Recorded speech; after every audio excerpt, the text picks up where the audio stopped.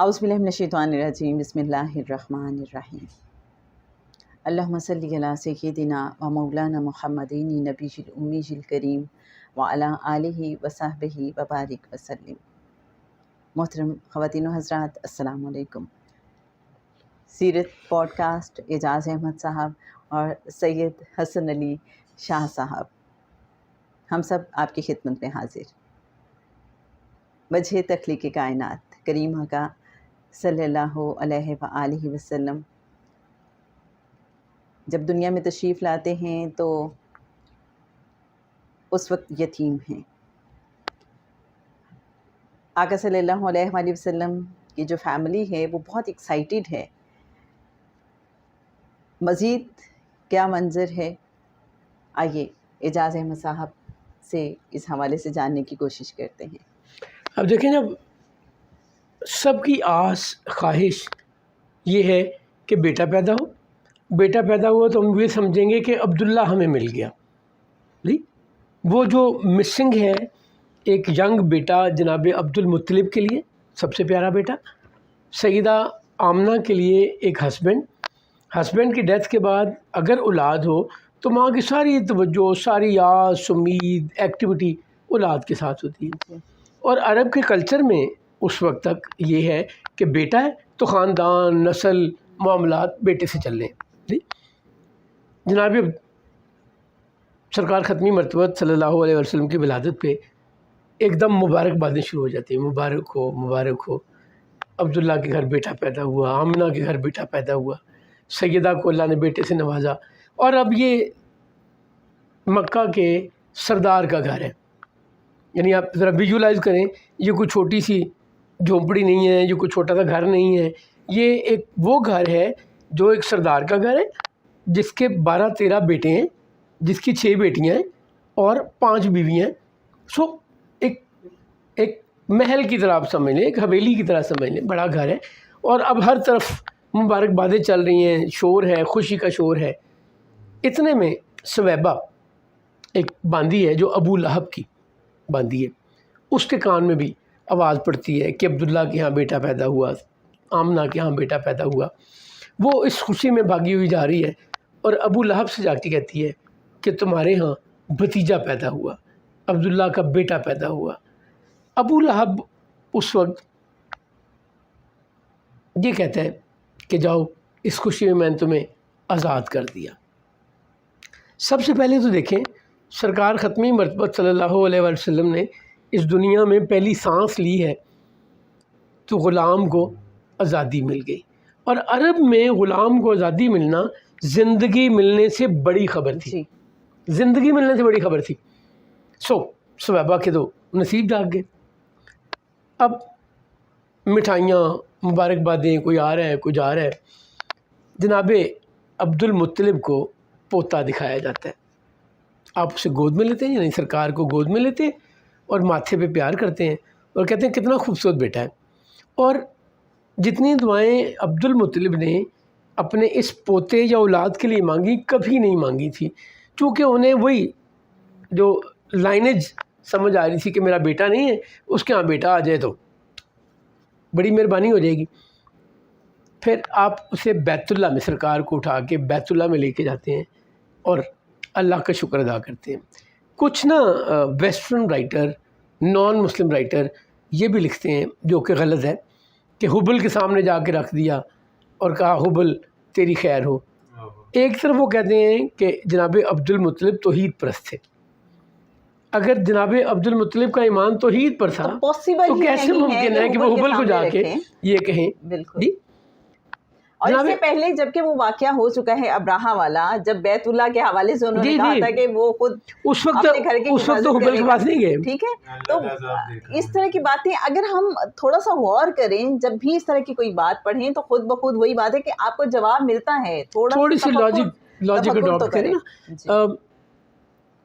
جب ابراہا کا واقعہ ہوتا ہے تو آپ واپس آتے ہیں بیت اللہ میں اور اللہ سے ڈائلاگ کرتے ہیں کہ مالک میں تو ایک عاجز بندہ، تیرا گھر، جی ہر بندہ اپنے گھر کی حفاظت کرتا ہے، ہم اتنے جوگے نہیں ہیں کہ 60,000 کی فوج کے ساتھ مقابلہ کر لیں، 10,000 ٹوٹل آبادی ہے، 60,000 فوج آئی ہوئی ہے، اپنے گھر کی حفاظت فرما، جی اور تو نے کبھی کسی کو اس گھر پہ مسلط ہونے نہیں دیا. یہ اس کو بھی کہہ کے آئے تھے.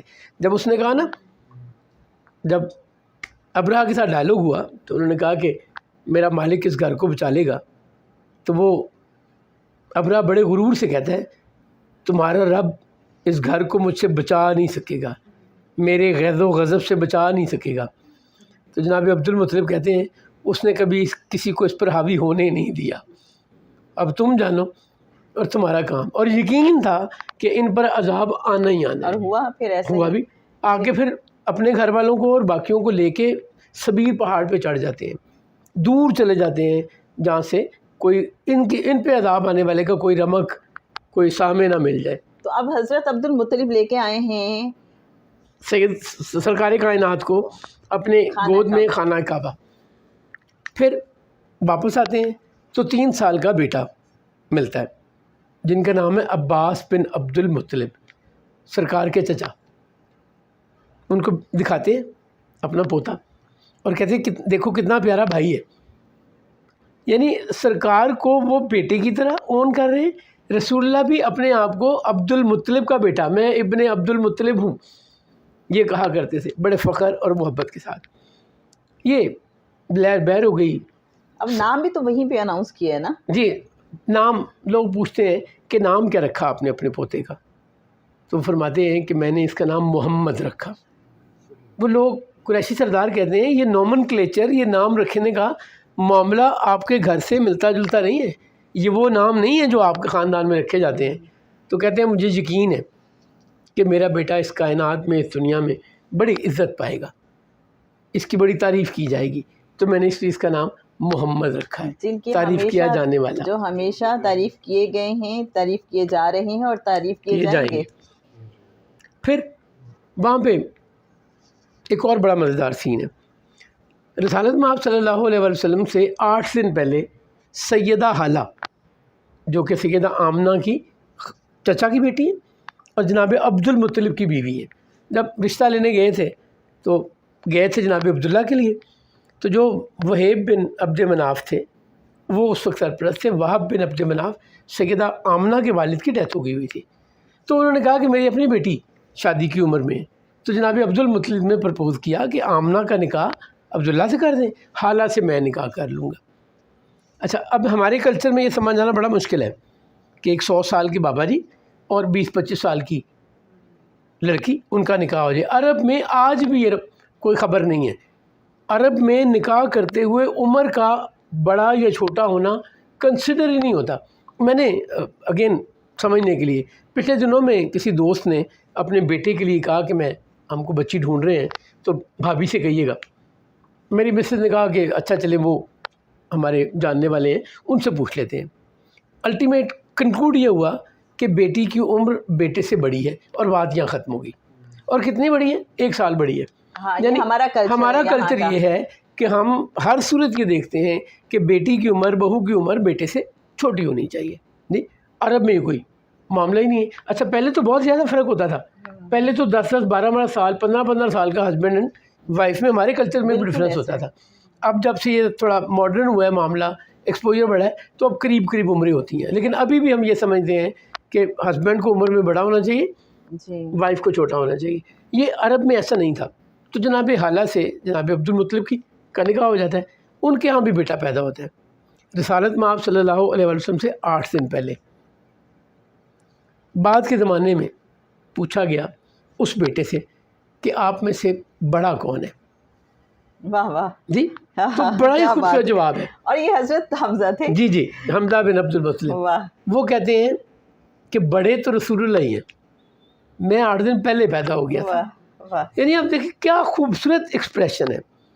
اچھا، اور یہ چچی اور بھتیجے کی جو محبت ہے نا، یہ آج بھی جو محبت والے ہیں وہ محسوس کر سکتے ہیں. ایسے ہے نا ہم سب کو یقیناً آقا صلی اللہ علیہ وآلہ وسلم کی حضرت حمزہ رضی اللہ تعالیٰ عنہ کے ساتھ جو محبت ہے اور ان کی اپنے بھتیجے سے جو محبت ہے وہ بے مثال ہے. اچھا وہ دوستی زیادہ تھی. جی.